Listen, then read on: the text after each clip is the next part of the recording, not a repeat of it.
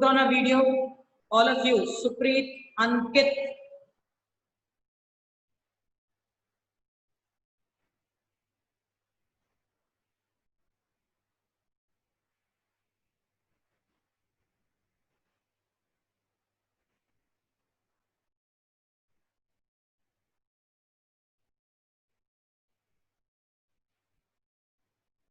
Okay, Suhani, till there we had done just now. I told that.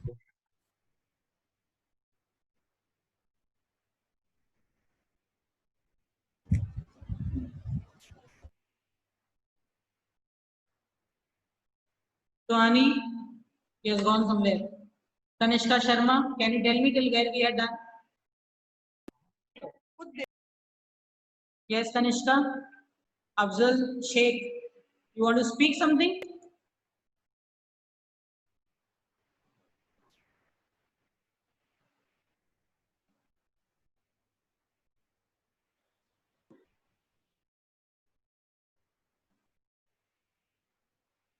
कहाँ तक पढ़ा था हमने बौद्धिक मैदान? You tell me.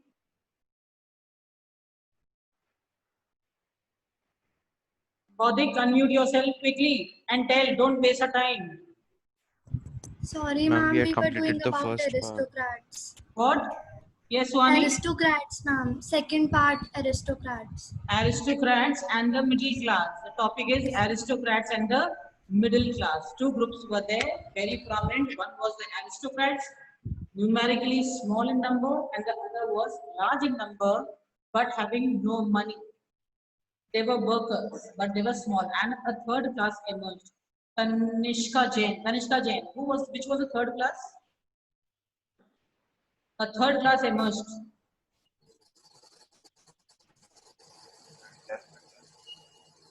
Yes, Kanishka. अभी तो पढ़ाया है.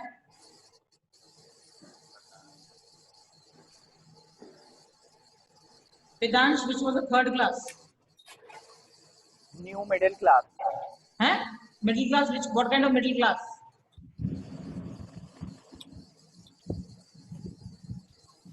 First class. Rinjim, now you tell please. Kartik Bhargav, you want to say something? I'm educated. I'm laborers workers. Educated middle class. Correct.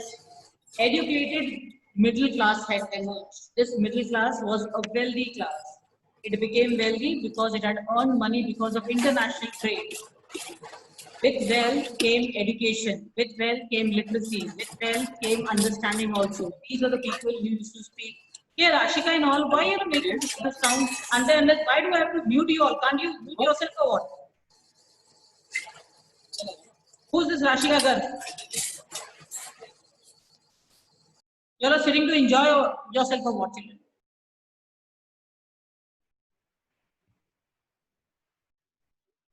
This middle class was the one which was educated, which was wealthy, which was literate, which was aware. And this awareness created some kind of nationalism, that is liberty. Why monarchy? Why monarchs are having all kind of power? So these were the people. When you become educated, you develop a kind of understanding. Okay, once a person is educated, nobody can fool that person. Say, for example, nobody can fool us. With age, we have got experience. We are educated. You people are still vulnerable to various kind of attractions. Some are better.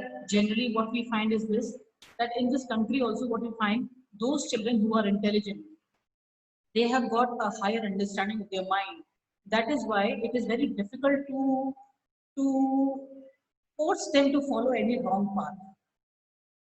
Because these people are having a kind of understanding which will not let them do any kind of wrong habits. But those people who are of average intelligence, okay, or less intelligence, you can force these people to take any wrong step very easily,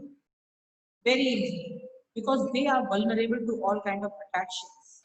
Intelligent people, they have got only one aim in their mind, that is they have to study. But those people who are weak or who are, say, for example, not so strong, not having very strong will, they are vulnerable to various kind of distraction. This we find when we are there in the class also. Am I right, children? Right? Yes or no? No thumbs up? Hmm?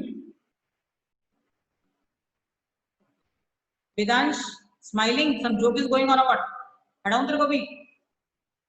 Okay, anyways, let us now continue. Yes, we were doing.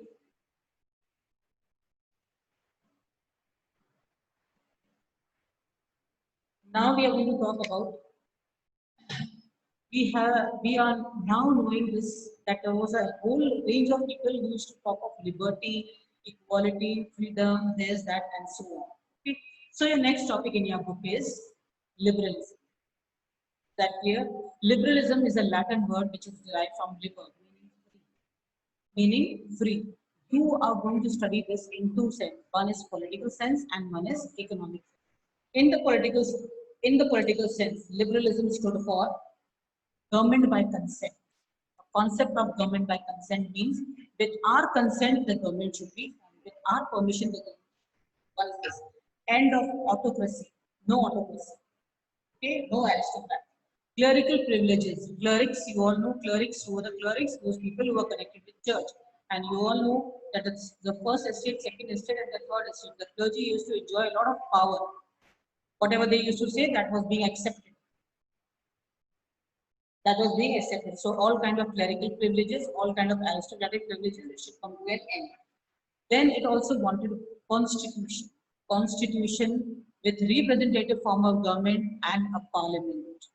Freedom of press also, plus non-abolishment of private property.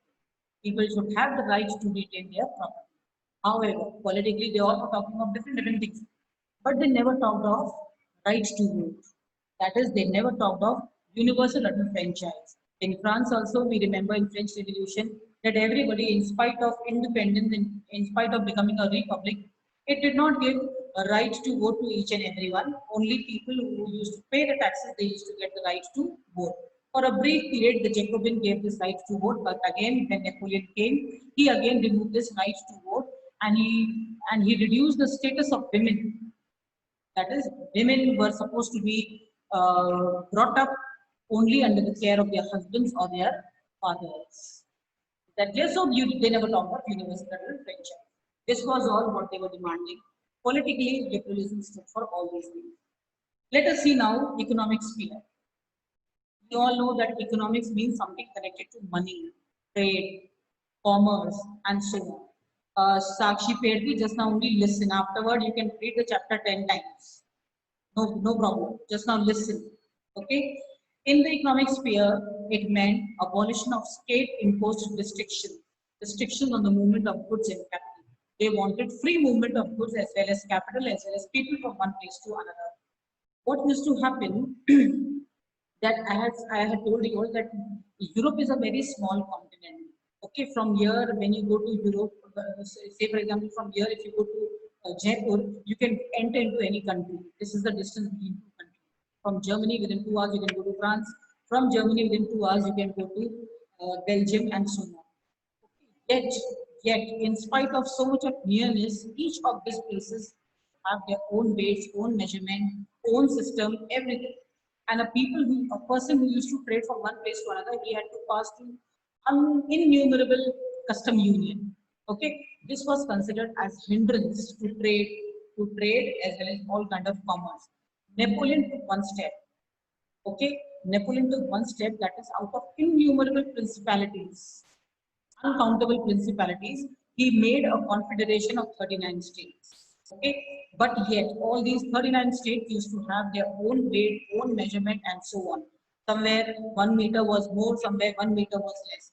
And a trader, when he used to go, say for example, if he was going from Nuremberg to Hamburg, he had to cross 11 custom union, and his product used to become so expensive that lastly nobody was willing to buy that product. Okay, so what I mean to say that things became very difficult because they had to pay the taxes again and again at various custom union. Traders and businessmen wanted some kind of freedom, and at the initiative of this only, the King of Prussia, he took the initiative and he formed a custom union which was called as Zollverein. The word in your book is Zollverein. It reduced the currency from 30 to 2. When this kind of freedom came, in Europe. It further strengthened the nationalism, the free spirit which was going on, the equality, freedom, moving everywhere freely and so on. What we see is Zollverein, the bigger form in today's life of Zollverein is EU. Is that clear, everybody? So this is all you're going to study in liberalism, politically and economically. Next, we are going to come to another way. Now,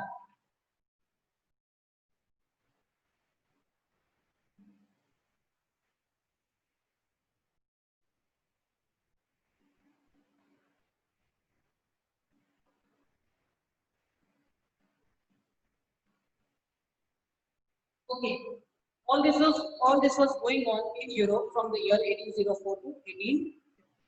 When Napoleon was there, another part, all this was going on. Okay, let us now see what happened in Europe in the year 1815. In the year 1815, Napoleon was the conqueror, and he had created a lot of trouble for various countries.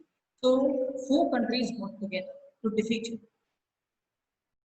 him, and they defeated Napoleon at the Battle of Waterloo, and then he was sent to exile at St. Helena. You must have heard about it. Okay, with the defeat of Napoleon, the Europe was driven by another spirit, and this spirit was not nationalism, but it was a spirit of conservatism. Conservative is that person who is orthodox, who is backward. Is that clear? When your parents do not allow you, you all say that you are what? Conservative. I have to go. Okay? So those people who believe in old kind of thinking or old measures, they are called as what? Conservatism. And this was the kind of spirit which came in Europe during this time. Okay? Conservatism, that these entire legacy of leaders, they used to believe that that system which was earlier, monarchies, church, hierarchies, aristocrats, that was far better. Okay, no doubt. They also realized that modernization, a modern army, efficient bureaucracy, dynamic economy, abolition of feudal system, serfdom, it would strengthen these kind of autocratic monarchies in Europe. That is, it is going to, these new system, new transport and communication should be preserved, but old monarchies should be brought back to. And all these conservative leaders, there were four countries which are in major: Britain, Russia, and Austria. They all met at Vienna, and they drew out one Treaty of Vienna. What was the treaty? Treaty of Vienna. Now let us see. This Treaty of Vienna, it was headed by the Austrian Chancellor Duke Metternich. Chancellor, the Prime Minister of Austria, Duke Metternich, and he was the one who drew up the Treaty of Vienna. As per that, the Bourbon dynasty, France. Rashika, pay attention. Stop smiling and arranging your hair. Okay, the first was the Bourbon dynasty was restored to power in France. First thing, Bourbon dynasty, Louis XVI, the ruler. Secondly, whatever France had conquered, lost all its conquered territories. It was taken back from France. Then, in order to stop the expansion of France, or to stop France from creating any further trouble, what it was being done, it was being controlled by making them in the law. It was called Netherlands, Netherlands and Belgium. Please pay attention. Netherlands and Belgium was one country this time. Gradually, in this book, only in this chapter, only you're going to see that Belgium is going to break away from Netherlands, and it is going to become independent. Afterward, okay, Genoa was made in south. That Belgium, Genoa in the south. Okay. Then, in the western side, Russia was given western country. Was given to Russia. Okay, Poland was also given.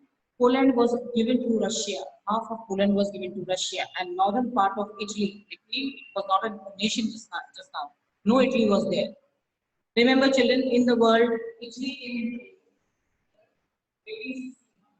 And we are talking about 1850. Before that, there was no country called Germany, and there was no country called Italy. We are talking of the year 1850. Okay, part of northern Italy, it was given to Austria. Again, when you're going to read about unification of Italy, again we are going to see that the Habsburg dynasty was ruling over here and it had to be removed, northern Italy. तब आप वापस पढ़ोगे इसको, ठीक है? So this was being done. Okay, this was all the terms of Treaty of Vienna, the main. Now, these conservatives, they never wanted anybody to speak about freedom, okay, nationalism, liberty, this, that, whatever. The motive, conservative regimes actually they were autocratic. They never wanted to listen to anyone. They did not tolerate any kind of criticism for them. They imposed censorship on all kind of newspapers, books, plays, songs, which reflected the idea of freedom as well as liberty. Okay. However, the ideas of liberty and freedom continue to inspire the people all over the Europe. Now, those people whom we kept on calling nationalists, nationalists, now another name will be given to them, and this name will be what will be Rim Jim?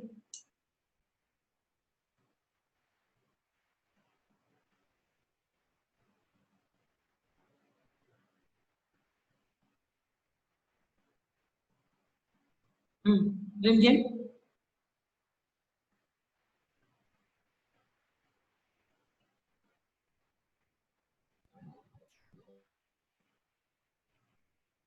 Yes, Rim Jim? Revolutionaries. Correct. Okay. Now we are going to see that these people, till now who were called as nationalists, now they are going to be called as revolutionaries. Is that clear? So our next topic will be revolutionaries. Ideas of freedom, liberty, and so on continue to inspire people all over Europe. And since they were afraid of this conservative regime which had come all over Europe, they went underground. वो छुप के काम करने लग गए. They all formed their own secret societies and started collecting all people who used to speak about liberty, freedom, and so on. They continuously believed that nation state and freedom from monarchy should be their aim. Here we are going to discuss one person, a very strong person, Giuseppe Mazzini, an Italian. Okay, what he did. One such individual was the Italian revolutionary Giuseppe Mazzini. Okay, he was born in Genoa in the year 1807. He became a member of a secret society called Carbonari, and as a young man of 24, he was sent into exile because he organized one revolution in Liguria, a place which was called as Liguria, in the year 1831, and then he had to go underground. While being underground only, he formed two secret societies: Young Europe in Bern and Young Italy in Marseilles. He continuously believed that Italy could not be a patchwork of small territories. It had to be a unit to become powerful. Growth of Italy can only be when it becomes a nation state. Okay, so continuously he collected like-minded people and inspired them to fight for freedom and unity of Italy. Duke Metternich, we are going to discuss second time about Duke Metternich. He called Mazzini as the most dangerous enemy of our social order. That is conservatism which was going on. Metternich called him the most dangerous. This completes your second part. Is that clear? Okay. Now after this, when we are going to complete it, that time what you all do is you'll read the chapter carefully. I'm going to teach you all for another 5-10 minutes more. Then you have to take attendance and so on. Now begins your third part. That is Age of Revolution. In this part, third part, you are going to close your books and listen, children, carefully. Abhi sirf suno. Afterward, open your book, read the book 10 times, no worries. Just now, just listen. Okay? We are going to study now.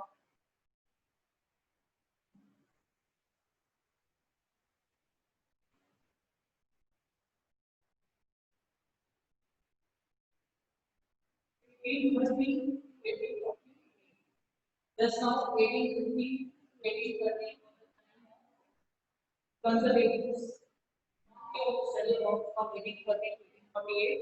This time period in Europe, we are going to call it as the Age of Revolution. The Age of Revolution. Here we are in this part, we are going to discuss about three revolutions. Now, We all know that conservatives were trying to consolidate their power. Somehow they wanted to remain in power, or किसी ना किसी तरह से they were wanting to control all kind of revolution or all kind of freedom movement which was going on. But simultaneously, the educated middle class, they continuously wanted nation state. The elite, the professors, school teachers, clerks, number of other commercial classes, they all wanted nationalism. They continued their struggle. And the first change came again in France. France, who was the ruler just now? Anybody can tell me? Yes, Rimjin? Just wait. Ah, yes, Rimjin? Louis Philippe. No, not Louis Philippe. We had done in the Treaty of Vienna, the Bourbon king was restored. Who was the Bourbon king? We don't know. It was only the Bourbon king. The Bourbon dynasty was ruling over France. Just now, Louis Philippe is not there. Okay, so, okay, pay attention. The first upheaval took place in France, where the Bourbon king, who was restored to power after the Treaty of Vienna, he had to flee from the country. He had to run from the. He was removed from the country, and now another king was restored. This king was Louis Philippe. Louis Philippe, but he was a constitutional monarch. So we see that France from monarchy it is now converting into constitutional monarchy. Is that clear? So it became constitutional monarchy. Just now, whatever changes happened in France in July, this time only, okay, it led to some other problems also in different parts of Europe. And that is why Duke Metternich just now passed this remark that when France sneezes, the rest of Europe catches cold. Any development happens in France, it leads to some kind of disturbance in the other part. As per the Treaty of Vienna, I had told you all that Netherlands and Belgium was one country. Now we find another upheaval took place in Netherlands, and Belgium broke away from Netherlands. Is that clear? Yes or no? Thumbs up. Okay. Raghav, Shiv Sharma, Eklavya, Anushka, Gurneet Singh, Prakisha Jivani, Manan, Anshika, should I remove you all children? Vedansh तेरे को तो हटा ही देती हूँ मैं.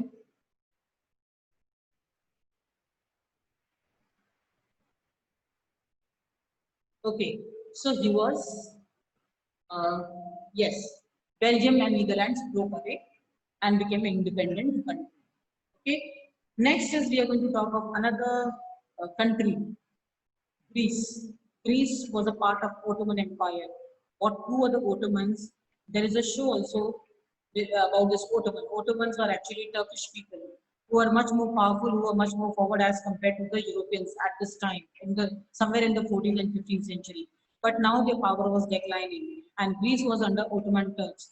When Greece heard that the Europeans were fighting for independence, it also started its freedom struggle. Okay, many of the Europeans who were living in exile somewhere outside and belonging to Greece, they all, when they heard about Greek War of Independence, they started organizing funds and they also went to fight over here in Greece. Okay, and because they considered Greece as the cradle of civilization, means cradle means it is that place where you keep a baby. पालना बोलते हैं हम हिंदी में. Okay, so they used to consider that Greece is the place where civilization first took form. So when they heard about Greek War of Independence, they all wanted to help in some or the other way. This was also the time when Lord Byron, a poet, eminent poet, he went to fight in Greece and he died. So this Greek War of Independence began in the year 1821 and ended by 1832 by the Treaty of Constantinople when Greece became. Is that clear? Okay, should we complete one more topic, children? Yes or no? आज के लिए thumbs up करो या thumbs down करो.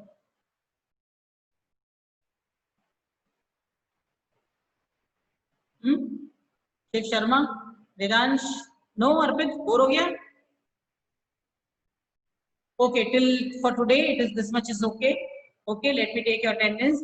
You can read third part. We have talked only about the first part.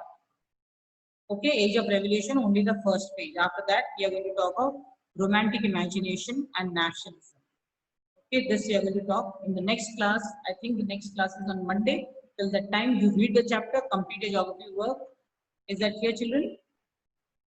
Okay, keep your copies ready. Make one copy just now. Clear? Okay, we are going to continue on Monday now.